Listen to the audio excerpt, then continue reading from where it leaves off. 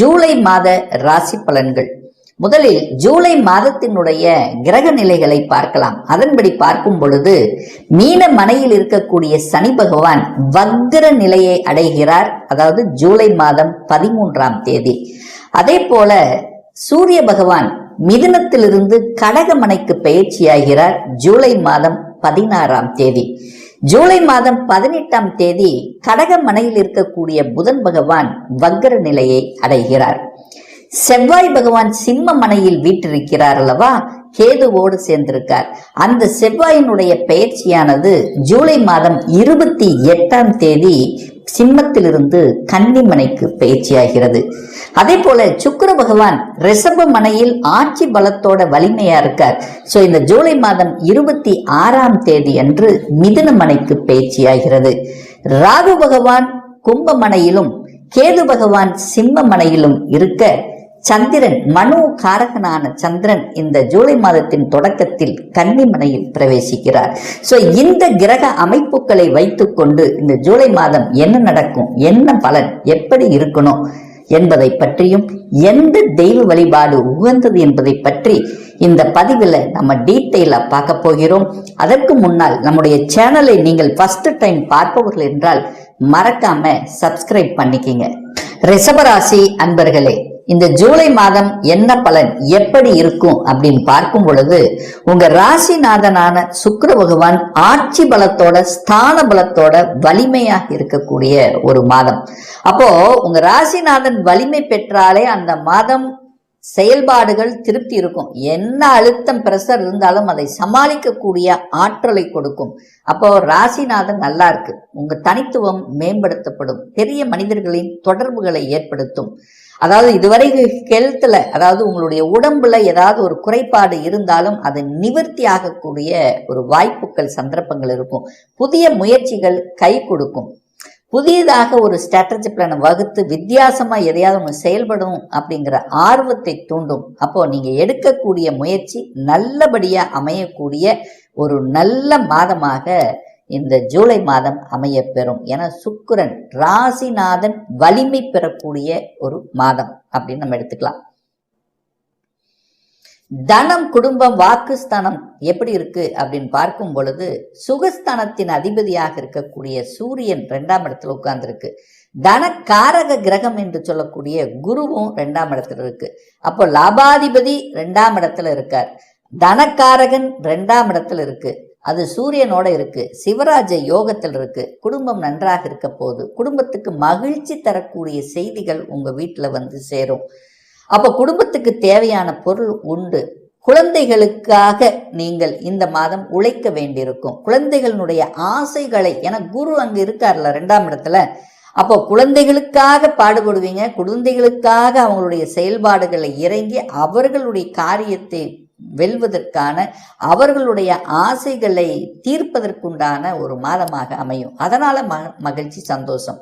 அப்ப என்ன, படிக்கக்கூடிய விஷயங்கள் சிறப்பு இருக்கும். படிக்கணும்ங்கிற ஆசைப்படக்கூடிய ஒரு கல்லூரியில் இணைவதற்கான, சேருவதற்கான வாய்ப்புகள், சந்தர்ப்பங்கள் இந்த காலகட்டம் சிறப்பு பெறும். குறிப்பா சொல்ல போனா குழந்தைகளை ஆசைகளை பூர்த்தி செய்யக்கூடிய ஒரு மாதமாக இந்த ரிஷபத்துக்கு அமையும். 3ஆம் இடத்துல உங்களுடைய முயற்சி ஸ்தானத்துல புதன் பகவான் வக்ரமாக உட்கார்ந்திருக்கார். அப்போ புதன் வக்ரம் அடையக்கூடிய இந்த மாதம், அதாவது இந்த மாதத்தினுடைய பிற்பகுதி 18ஆம் தேதிக்கு அப்புறம் புதன் வக்ரம் அடைகிறார். 2ஆம் அதிபதி 5ஆம் அதிபதி வக்ரம் அடைகிறது.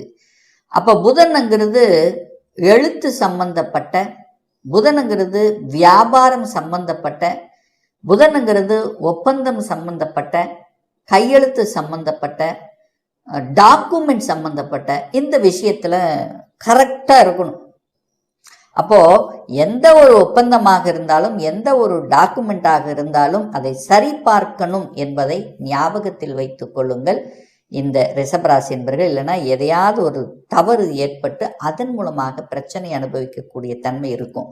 அப்போ ஒரு இடத்த வாங்குறீங்க, ஒரு நிலத்தை வாங்குறீங்க, ஒரு ரெஜிஸ்டர் பண்றீங்க, ஒரு டாக்குமெண்ட் பண்றீங்கன்னா அது 100% வெரிஃபை பண்ணணும் அப்படிங்கிறத ஞாபகத்தில் வைத்துக் கொள்ளுங்கள். இல்லைன்னா ஏதாவது ஒரு குளறுபடிகளை கொடுத்து விடும். அதே சமயத்தில் இந்த தகவல் தொடர்பு கம்யூனிகேஷன் வரக்கூடிய விஷயத்தை நம்ப வேண்டாம். த்ரூ ஃபோன் மூலயமாவோ அல்லது ஒரு மெசேஜ் மூலமாகவோ ஒரு வாட்ஸ்அப் மூலயமாக வரக்கூடிய விஷயங்களை அப்படியே நம்பி விடாதீர்கள் அப்படிங்கிறதையும் ஞாபகத்தில் வச்சுக்கோங்க.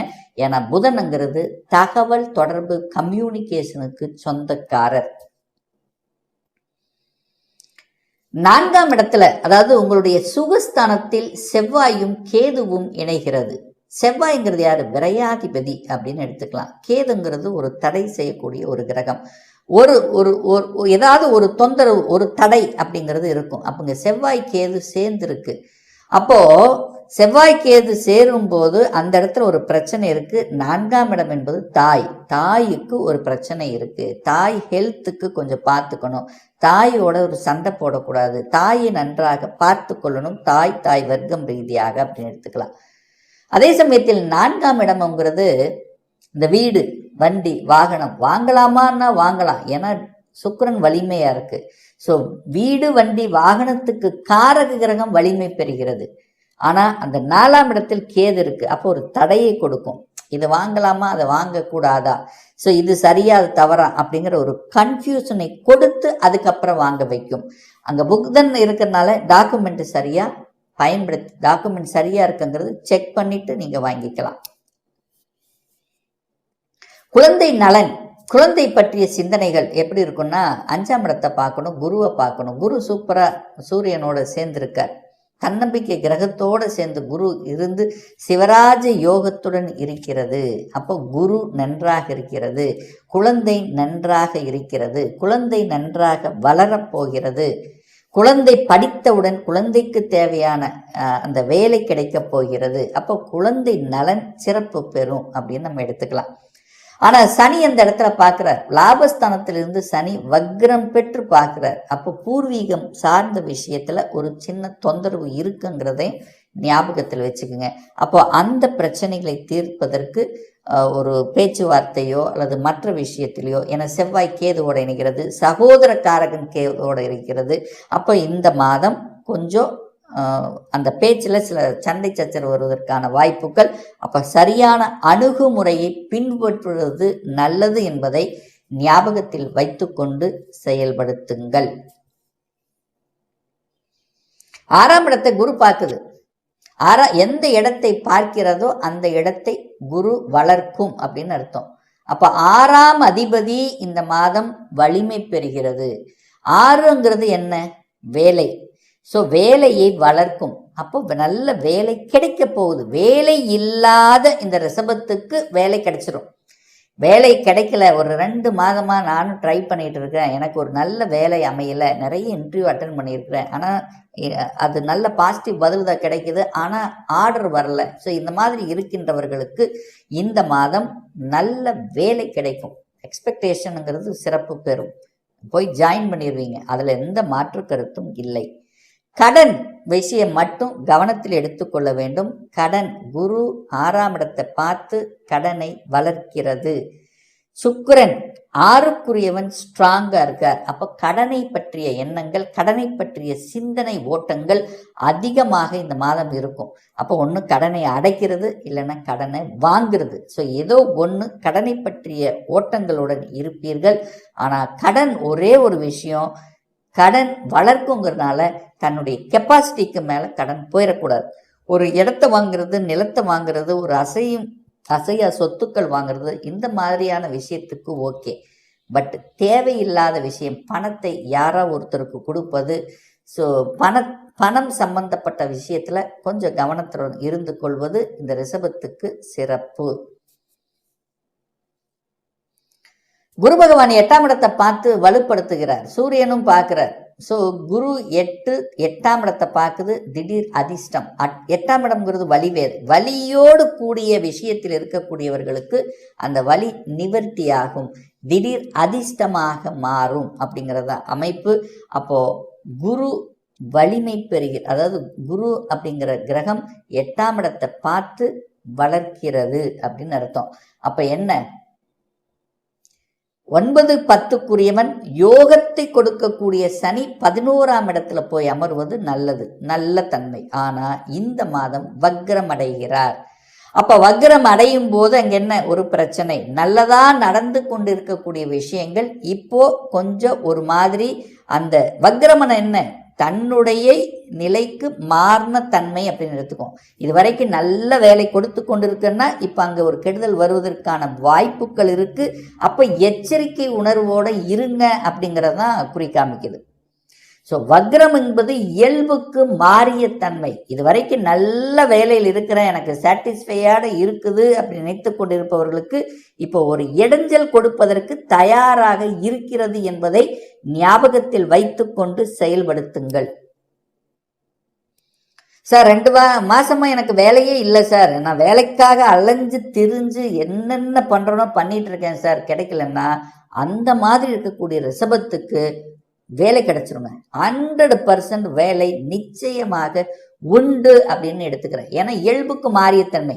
இது வரைக்கும் வேலையே கிடைக்கல, வேலை கிடைச்சிரும், 100% கிடைச்சிரும், அதுல எந்த மாற்று கருத்து இல்லை. கரெக்டா இருந்துக்கணும் அப்படிங்கிறத ஞாபகத்தை வச்சுக்கோங்க. இப்போ ஏற்கனவே வேலையில் இருக்கின்றவர்கள் கொஞ்சம் கரெக்டா எல்லா விஷயத்திலும் கரெக்டா இருந்துக்கிறது நல்லது. தொழில் ரீதியிலையும் கரெக்டா இருந்துக்கிறது நல்லது. வியாபார ரீதியிலையும் கரெக்டா இருந்துக்கிறது நல்லது. எப்படி கூட்டாளிகள் சார்ந்த விஷயங்கள், கணக்கு வழக்கு சம்பந்தப்பட்ட விஷயத்துல கரெக்டா இருந்துக்கணும் அப்படிங்கிறதை ஞாபகத்தில் வைத்துக் கொள்ளுங்கள். வெளிநாடு வெளிநாட்டு தொடர்புகள், அந்நிய மதம் சம்பந்தப்பட்ட விஷயங்களில் நல்லவைகளை கொடுக்கக்கூடிய அமைப்புங்கிறது இந்த மாதம் சிறப்பு பெறும். ஒரு நல்ல தெய்வ வழிபாடு அப்படின்னு எடுத்துக்கொண்டால் அந்த புதன் பகவான் வக்ரமாக இருக்கு, அதாவது குடும்பாதிபதி வக்ரமாக இருக்கு. அப்போ கணவன் மனைவிக்குள்ள ஒரு பிரச்சனை இருக்கு, தனத்துல ஒரு பிரச்சனை இருக்கு அப்படின்னு இருக்கக்கூடியவர்கள் புதன்கிழமை என்று மதுரை மீனாட்சி அம்மனை சென்று வழிபடும் போது நிச்சயமாக உங்க மனம், உங்க பணத்தில் இருந்து வந்த பிரச்சனைகள், உங்க குடும்பத்தில் இருந்து வந்த பிரச்சனைகள், உங்க வாக்கால் இருந்து வந்த பிரச்சனைகள், குழந்தைகள் சார்ந்த விஷயத்தில் இருந்து வந்த பிரச்சனைகள் முற்றிலும் விலகும் என்பதுல எந்தவித மாற்று கருத்தும் கிடையாது.